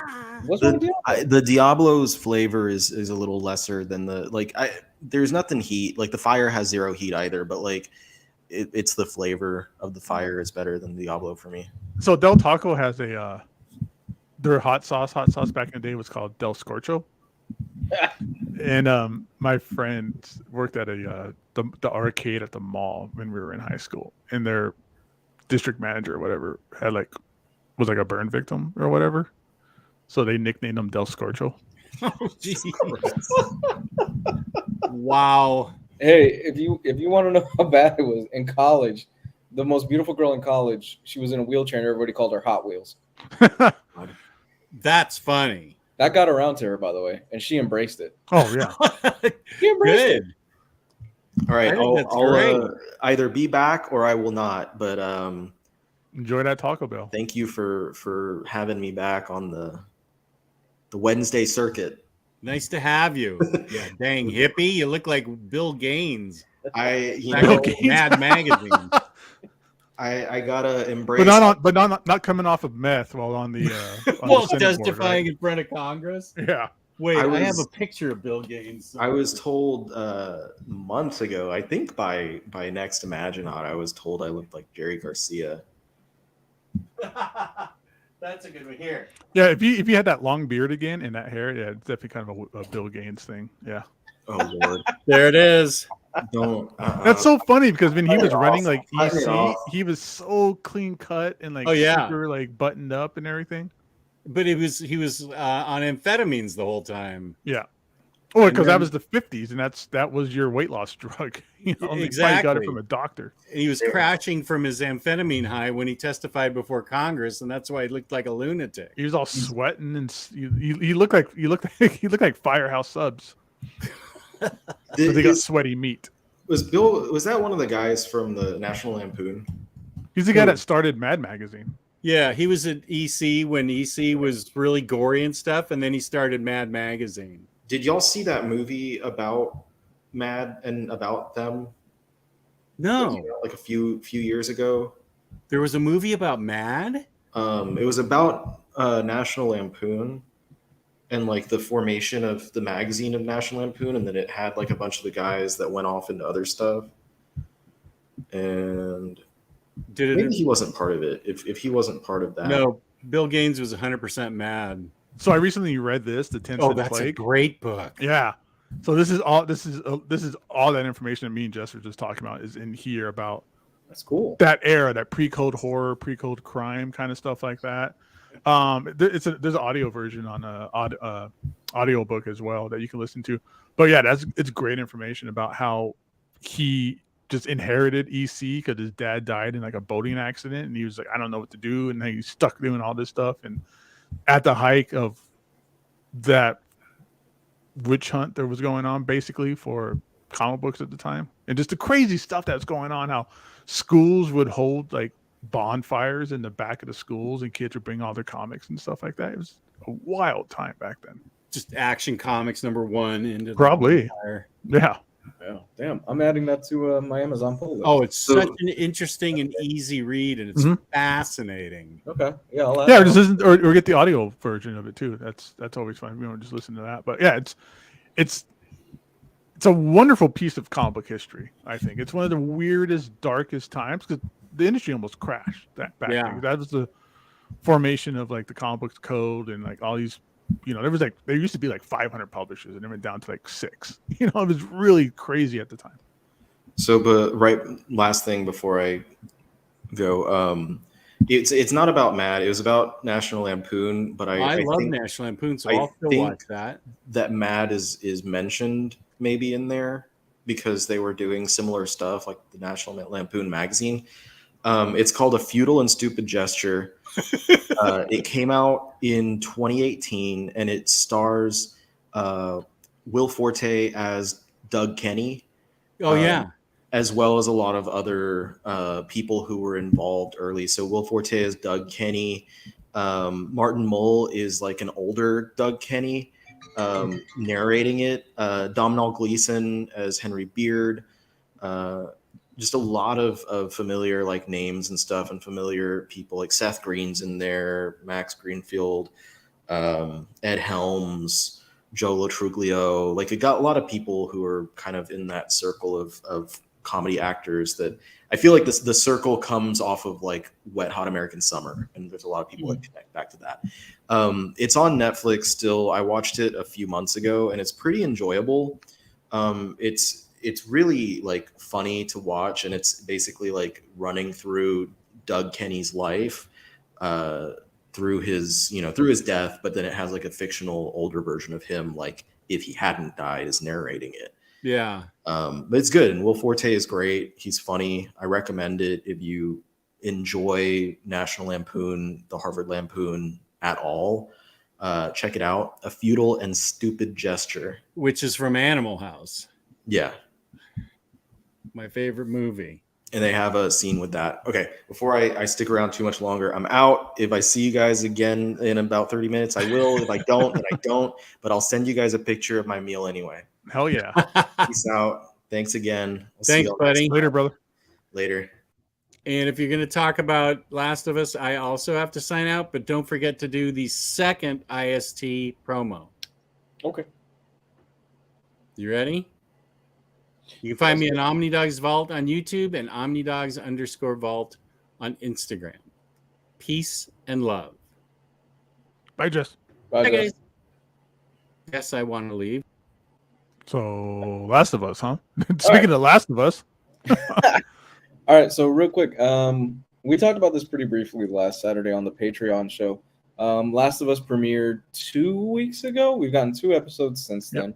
We originally were going to do it last Wednesday, but because of circumstances, you weren't able to make it. And I didn't sleep, so I wasn't coming on. Yeah. Well, we Kids. didn't want. Yeah, it's fine, dude. I'm going through the same. I shit. know. We were talking about that before. You're like, how do you do that? Yeah, I how miss do you do shows this shit? sometimes. Oh my god. So we've now seen. You saw the second episode, correct? I've seen the second episode. The first episode, for those of you who don't know, right? It was like an hour and a half long. It was a big drop. Yeah. And actually, that originally was going to be just an hour long, but they extended it longer. The creators of the show extended it longer because they felt they didn't get enough time to establish the relationship with Ellie and Joel in that episode. Originally, that episode was going to end with Joel throwing the dead little boy into that pit of fire. Mm-hmm. That's how the episode was supposed to end originally, but it kept going. Yeah, so just a little bit of background on all this. I've not played the game. I knew that I've known of Last of Us. It just came out at a time where I was just, I've stepped away from playing video games. Didn't have time for it, right? And I knew that the series was coming out, but I never saw a trailer. I never saw, like, I went in like hardcore blind. Like, all I knew was Pablo Pascal as the lead guy. That's all I knew. I didn't know it was a zombie thing. I didn't know it was a virus pandemic kind of thing. Or I just went. I didn't know what the creatures look like, or the origin behind the creatures, or like how they can't see but they can hear. Like, I didn't know any of that. So I'm experiencing this as I'm watching the show. Mm-hmm. But you're a big fan of the games, right? Yeah. I've lost track how many times I've played both games. I know the games inside and out. Yeah. So the first thing that's apparent to me is that I think people are jumping the gun saying this is the thing that broke the video game adaptation curse, because we've had several things in the past that have been based off of video games and have been really good. Castlevania on Netflix kicks ass. Yes. It's fantastic. It's written by Warren Ellis. The whole But it's a cartoon, so people don't count that as. Yeah. But this is almost a 1-for-1 adaptation of the game. And what I think is good about this is that they add stuff to it. It's almost like you're watching a director's cut of a movie. You're getting more context for a lot of things. They're adding things to it, but they're not taking away anything from it. And right from the beginning, what sticks out to me is that opening of that first episode really sets the tone for the whole series. And I'm sitting there with my wife and we're going, well, fuck. Where you've got that actor from The Mummy, and he's breaking down what he's concerned about, where he's like, no, what I'm concerned about is the cordyceps. And everybody's laughing at him at the beginning, and he goes, no, if it warmed up, it could be possible that the cordyceps would spread to humans and stuff like that. And everybody just goes dead silent. And you want to talk about setting the tone for the whole series. That does it right from the beginning, man. Yeah. It definitely explains that. I think it was a good thing that they added that on there because it does kind of explain what. Because if that wasn't in there, I would have been like, I don't know what this virus is, like what's going on, but it explains that it's a fungus and how it transfers to people, and you can't kill it. Like it's you can't kill a fungus kind of thing, right? So they were going on about that. I think again, I haven't played the game, but I'm watching it and I'm like, I could tell it's directly from the video game. Like there's that shot in the second episode, or even step back, the first episode when they're in the truck and they're driving around and like they're dodging. I was like, dude, that absolutely looks like it's from a video game. Like that looks like the worst parts of a video game when you got to drive a car. I hate that in video games, but it obviously it was right from there. And then even better is the second episode is when they come out from the underground for the first time or whatever, and they have the camera pushing through the doorway and it's out of focus, and then it goes into focus. I go, that's absolutely out of the video game. I could tell some of the things, like what they were the clickers, I think they're called, the zombie creatures, how they're hiding from them behind like certain things. Like, oh, I could totally tell that this is straight from the video game. Right? That's definitely the mechanics of the video game. Yeah, and it doesn't look stupid or silly using the video game mechanics out of it. No, you're pretty spot on. I think the biggest change that they've made is so they introduced this concept of there being basically these tendrils that are coming out of the infected's mouth. And in the second episode, they take it even a step further, where I think this is badass, to be honest with you. And it makes them different from your traditional zombie thing, because they set up this thing where it's like, okay, if you step on this particular tendril or this particular piece of the fungus, foliage or something, it alarms every motherfucker in within like a mile or something. Yeah, it's like a hive mind thing. Yeah. It alarms everyone, and they just start storming wherever you're at. That's different from the game, because in the game there's this whole thing of spores. They decided to remove that, which I get why.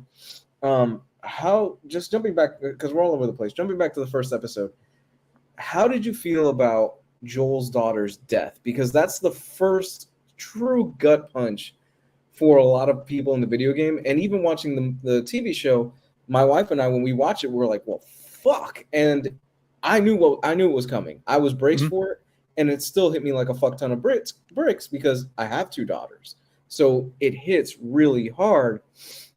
And not only that, they take their time to set her up as a character and who she is, and she's caring. She was the main character in the first episode. She, for all intents and purposes, she was. Yeah, she was. And they kill her off. What do you think? I was glad they killed her off. I hated her because from the very beginning, when she's making eggs and she's using like a metal utensil in a metal pan, that's such a pet peeve to me. I hate it. Yeah. And then they killed her, and I was like, "Oh, good," because she doesn't respect the pans by using a metal utensil in the pan. She should have gotten it worse instead of a shot in the gut. No, but no, it was shocking because I knew that the game and the story was about Joel and the other girl, right, Ellie or whatever her name is. So I was like, there's got to be a point where, and it's called The Last of Us. I'm like, there's got to be a point where they start separating from the group, where they start narrowing the focus to Joel. So it wasn't that much of a shock, but it was a shock because of how it happened. How it was like, hey, this girl's hurt again, and they got held up by like a soldier, right? Because the military's coming in, and the soldier's like talking to his commander or whoever through like a walkie-talkie. You can't hear the other end, but you just hear the soldier going, "Okay, yeah, okay, oh, okay," and then you're like, "Oh, something's going on," and he starts shooting at him, and she takes it to the gut, and she dies, right? So that was shocking in the idea that it's like, okay, they're just wiping people out. Like this is just, nobody's safe, and it's becoming like a totalitarian kind of situation, especially with us as a world coming out of what we were coming out of with COVID. And at the very beginning, that's kind of like, for me, it was kind of, worst case scenario, but this just turns into like this kind of aftermath of things, right? So that coming out of this is interesting and stuff like that. But no, it sets it up because they basically refrigerated her. Yeah, It kind of gives Joel like that. You see him, especially like in these episodes, like that strive that he has and the anger he has. And you know what happens in the second episode when he faces that one soldier, there's a little bit of a flashback to it, you know, so it adds to that. So it was like a necessary, you know, fridging kind of thing, but she uses metal utensils in her pants, so fuck her. Well, it is a bit of a trope because even when I played the video game, I was like, well, she's not on the box art, so this girl is not long. She is not long for this world. But I do think they set it up well enough where, again, coming from the perspective of I have two daughters now, it's like it really hit hard this time. And then, you know, what I really like about this is it starts off in 2003. And 2003, we didn't have the internet as we have it today. We didn't have the cell phones as we have it today. I mean, he's got that brick of a fucking cell phone that your dad probably had and stuff like that. And my dad probably had and stuff like that. So the communication lines were not as great as they are now. And you start hearing about little things and seeing little things in the background and stuff like that. There's one particular shot with the old lady where Joel's daughter is visiting the neighbor, and the old lady, you could see her start to like tremor and shake and start to turn and stuff like that. It's such a great shot. And then we later found out in the second episode that the whole thing started with yeast. And it turns out that the person on Reddit or something like that called it out was spot on. It's a thing that originated in Indonesia, and it got into yeast, and a lot of people ate the bread and stuff like that, and it turned them and everything like that, and it just spread and it went crazy from there. But it flash forwards 20 years in the future, and we see Joel is very much a broken man. And what I like about that is that it starts off in the future with a little boy who's walking up to the compound in Boston, and you've got these soldiers, and they test him, and they find out, oh, this kid's infected. It cuts, and the boy's been shot in the head, you know, because they got to put him down, unfortunately. And Joel, no, they didn't shoot him in the head; they injected him in something, right? Was it an injection? Yeah, I think they put the bag over their head just so that you don't have a face. You don't have a face to, so yeah, you don't have a face to. Where you're burning bodies, you don't have to see the face, especially like a child, right? You know, and he throws the body in the fire because the other person couldn't do it. For him, it's just like, yeah, whatever. It's such a. He's dead inside. Yeah, he's dead inside, and you see that the difference of him holding his daughter versus him holding some random boy where he just doesn't give a shit at this point. He's just like, yeah, fuck it, whatever. It's a job. He's done it 100 times, and he's probably seen 1,000 of his friends die, and you know, exactly that kind of stuff, right? And it's a great setup. And then we're introduced to Ellie, who I think they spot on nailed the character of Ellie. What do you think of her so far that you don't have the full context of her character and where the story is going? Because I think she's a badass chick. She's cool. Okay. You know, she's very like sarcastic and smart alecky and stuff. Yeah. And I like that you kind of get that in this environment and stuff, you know. But in the first episode where they're supposed to, I still don't get it. I might have to go check it again and see what we got going on with it. But how Joel's character and the other woman with him just agree out of nowhere. Like, yeah, sure, we'll take her as cargo. We'll take her to whatever this location is. And I still don't understand the motivation behind it. But I do like that she, you know, she's just she obviously grew up. That's her life. Like she grew up and she was born during all this, so she doesn't know anything else. But then she's also a young girl. She's, you know, she's got a secret. I don't know. I'm going to say here if anybody hasn't seen it yet or whatever, but there's something else more to her as to why she's so important with things and why they're trying to take care of her. No, she's cool though. Like, yeah, I know that it's going to be probably her and Joe throughout the rest of the show for the most part or whatever, but I like her. She's cool. Yeah. Yeah, for the most part, what the series is going to be, it's them going across the country, meeting different people and stuff like that, and dealing with the infected, dealing with certain groups of people, and at its core, it's really a story about love and what you would do for love, what the lengths you would do. I assume that he takes her on as like a father figure at some point, or there's some kind of connection to that point of things as well. Yeah, yes, yeah, you're correct in that. So we get through that. But it's funny because Joel's the one that's like, I don't like you. Like immediately, he's like, I don't like you. I'll kill you instantly. Especially when he finds out that she's been bitten at one point. You know, Yeah. He's like, yeah, I'm ready to kill her. I don't even care. And now he's the one that's like, and that's why she's like so freaked out because the other woman dies, right? Mhm. And it's like, well, the one guy who is just instantly ready to kill me in a second is now my only hope and Right.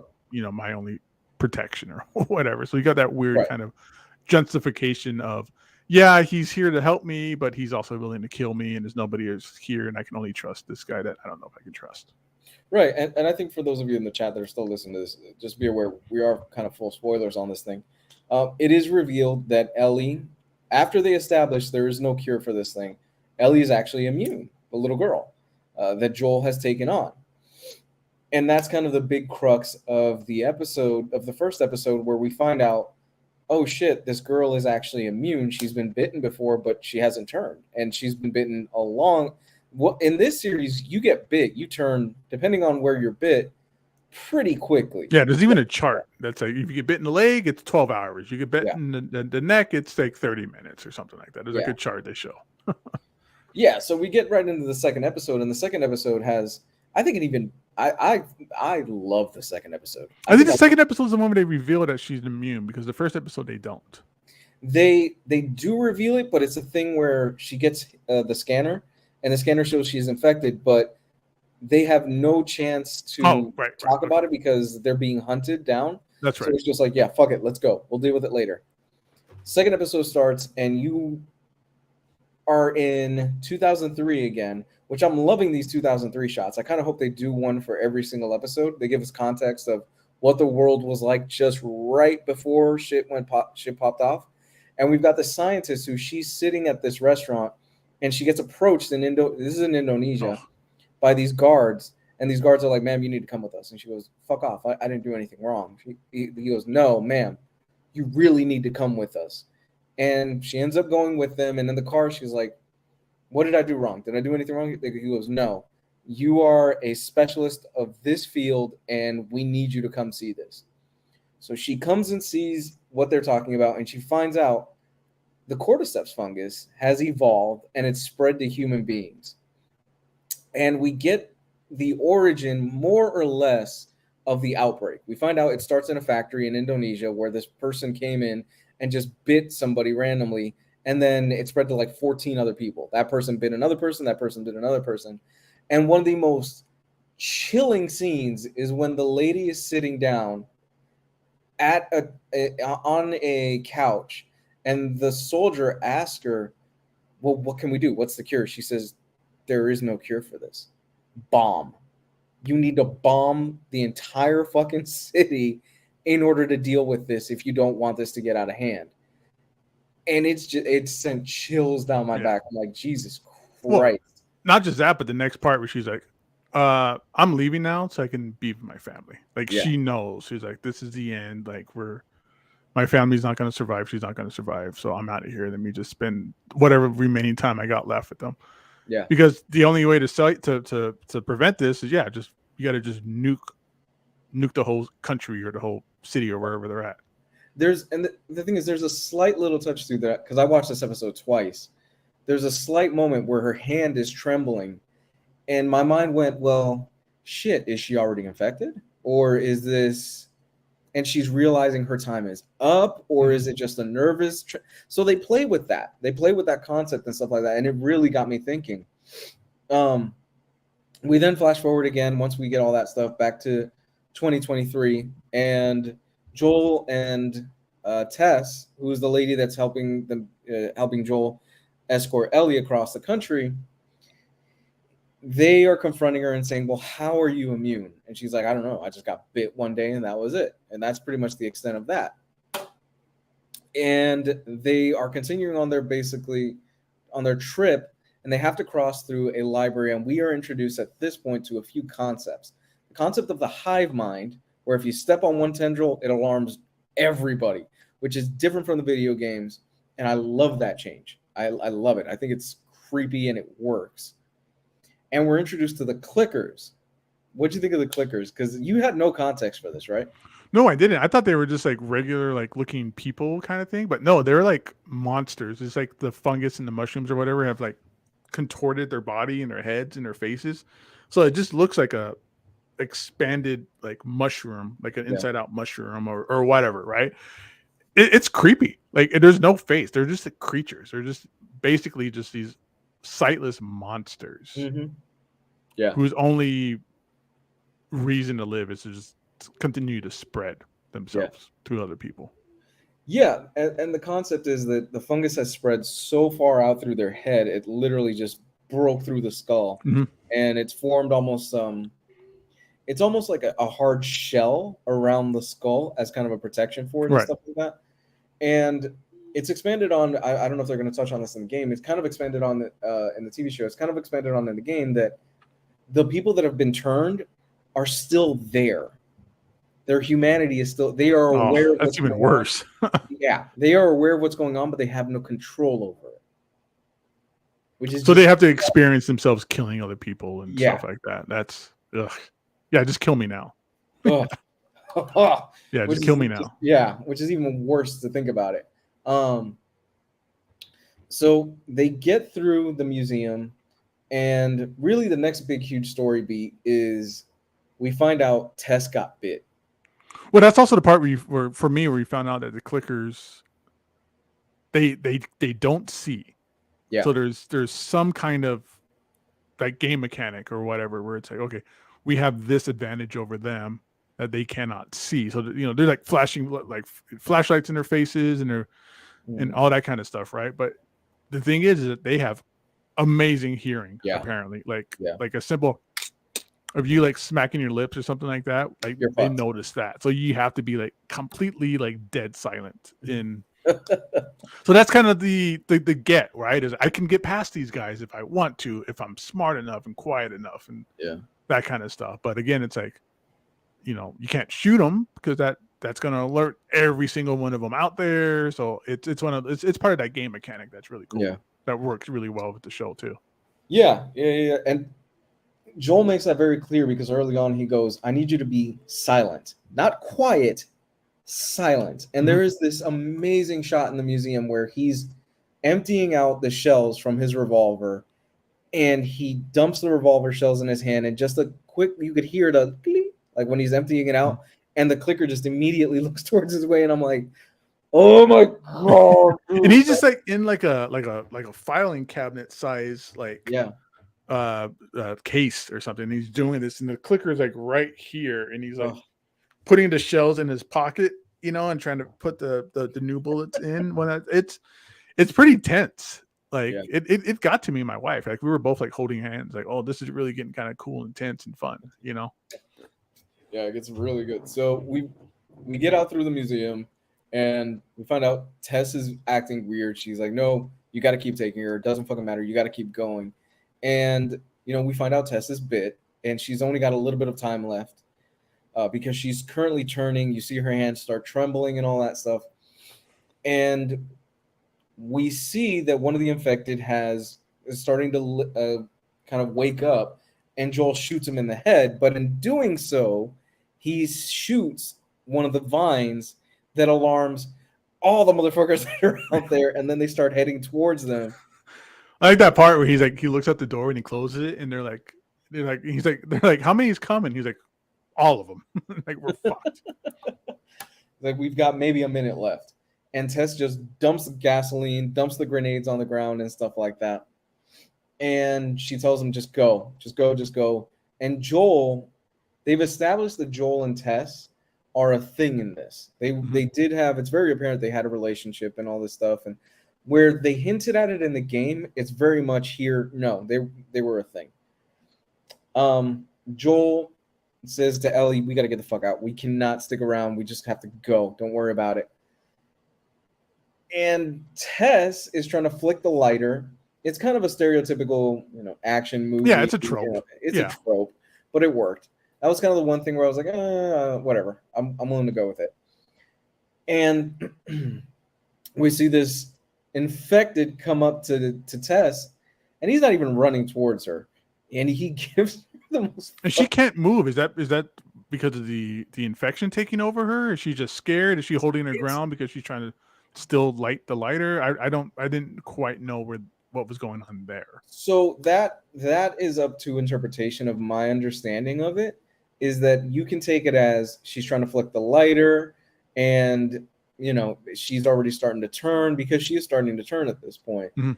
And she's already kind of being taken over by that hive mind bit, Right. and stuff like that. And Maybe it's a little bit of everything mixed in. Yeah, her last grasp of humanity is she flicks the lighter and she finally lets it go, and it blows up. You can also take it as, because I listened to the podcast after this, is that Tess is aware of how these things act, and it's very much, they explained it in the podcast, where if you run from this thing, it's just going to fucking chase you down, and it's going to eventually get you. If you just stay calm, it's just going to walk up to you, and it'll still fuck you over, but Right. It's not going to react that bad to you. So you could also take it as, well, Tess didn't want to run because she didn't want to direct it towards them. So there's different ways you can interpret it. Either way, she gets a big fucking, basically a kiss from this infected guy as he's dumping all these fucking tendrils inside of her mouth. And it's, What up, Riley? What, Riley? All right, so Going on from Last of Us to Taco Bell. y'all can continue. I can mute my mic and y'all can keep talking. People were asking what you got though. Somebody Yeah. was like, I'm not gonna leave until I find out what Taco Bell haul Riley got. Okay, if I can open this. I think we're pretty much done with the Last of Us talk for the most part either way. Yeah, for the Plus most it's part. almost I mean, 7 and it's time to bail soon anyway Yeah. for me. I love the episode. I think it's fantastic. I think Yeah. the series is great right now. I know nothing about the game and I'm in. Like my wife and I are like, oh, is it Sunday yet? Is it Sunday yet? Like we want to watch the next episodes. Yeah. And they're saying next week is the best of the season, so we'll see. Don't say that. That's dumb. Dumb. But the rest of the season is downhill from here. No, They it's not shot that their good. wad. Okay, so they had the deluxe cravings box out there. Oh, those are great. Those are like $5, right? And you got Yeah, like it's like everything. in $5-6 or whatever. Yeah. So I only spent in total like $16 instead of my usual $20. So chips and cheese, regular hard taco. In retrospect, I should have asked for the Dorito shell, a chalupa, and then one of their. What kind of chalupa? Ground beef steak? I think it's just ground beef. I didn't make any modifications to my order. And then one of their new additions, the Chipotle chicken burrito, which I've had. They have two. There's that one, and the other one is like the salsa verde burrito, and that one is not very good. The flavor's fine. Maybe it was just the one I got, but it was kind of dry. Then I got, to appease Lou, because honestly I haven't tried it in a while, I got the Diablo sauce instead of fire. So we'll see how this impacts me. The Fiesta potatoes. And then one of these is cheesy. I think this is cheesy rice and bean, and this is probably the beefy 5-layer. Do that beefy five layers. Like one of the best things. So there's the meal. Now I just have to decide where to start. Matt Miranda in the house, everybody. What up, Matt? Matt misses What's going these on, man? streams, buddy. Are you just keeping it on me? Like No, I'm gonna close it now. I was just I was gonna just watch him like stuff his face. awkwardly like, oh, I got a million things. Oh, he got taco sauce and shit all in his beard. Yeah. Let's see how far back I can scoot my computer. So I don't have HBO currently, and I haven't been able to watch The Last of Us, but I tried to play the first one and I didn't really get into it. Like that was really like my wife's thing. Like she loves the first game, didn't care as much for the second game because of something that happens in it. Yeah. Narratively. All right. Matt Miranda, buddy, it's biceps and tricep day today, huh? I did biceps and shoulders. I do those together. It's usually part of my set. Mine is buys and tries as well. I bought Taco Bell and I'm trying some new items. There you go. There you go. Tasty Melon asked, did they have to double bag with all that weight? But it was in 2 separate containers. Was the super stoned guy there? Or whatever you were saying earlier? The dude that's just No, higher than Snoop Dogg in a helicopter? unfortunately.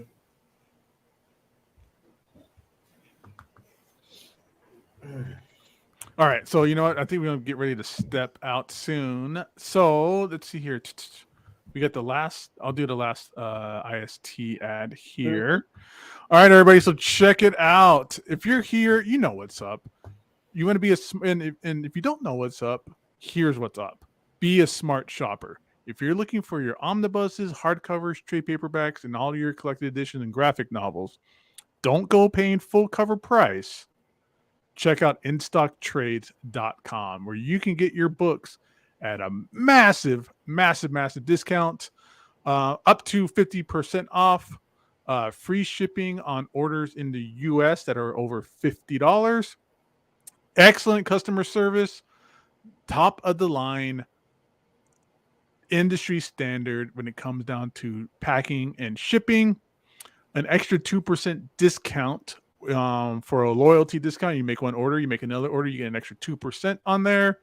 They give us a $50 gift card that we do give away on the last Monday show. Which is that this Monday? I think it might be this Monday.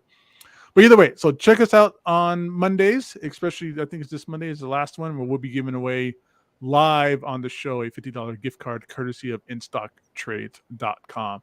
So definitely everybody check them out. Make them your first search and your first go-to for all your omnibus and collected edition needs. Bam. All right. Lou, I think we're all ready to go. You got a baby. I got a couple kids. Riley's over there nursing Taco Bell. Where can people find you at, Lou? Guys, you can find me at Comics Dad 101 on Twitter and Comics Dad 101 on YouTube, where there's an archive of old videos. And I'll give Riley a chance real quick to finish his food. Everybody, you can find me on Instagram, Gabe Loves 90s Comics, and here on YouTube, Gabe Loves 90s Comics. I did put out a video recently. It was a live video of me unpacking a set or an unopened box of 1994 Jim Lee Wildcats trading cards. So check that out. And Riley, what about you, brother? YouTube, Instagram, TikTok, the Omnibus Collector, Twitter, Omni Collector. Bam. All right, everybody. Once again, thanks for showing up here. Subscribe, give us a thumbs up, leave a comment. Check us out. Also, the audio version of this on your favorite podcast platform. And do we know anything for Manga Bros tomorrow, Riley? You guys got an idea? Just I don't know. Pop up with Gio? I don't know what we're going to talk about. Maybe, well, no, that'll probably be next week. I was going to say preview the next month's stuff, but that's probably going to be next week. I don't know. Probably just any random news that Gio finds. There you go. We should have our bi-weekly guest host, Colleen from Colleen's Manga Rex, joining in. So we always have a great time, the three of us together. It'll be a good show. All right. Yeah. If you guys need some manga information, you want to share some manga love, show up here on Thursday. Show up tomorrow. So with that said, everybody, keep your dick clean and have a good night. Good night, everybody. Good night. You don't have to keep your dick clean. You can keep it dirty. No one cares. I'm not going to judge you. It's like Bigfoot's dick in here.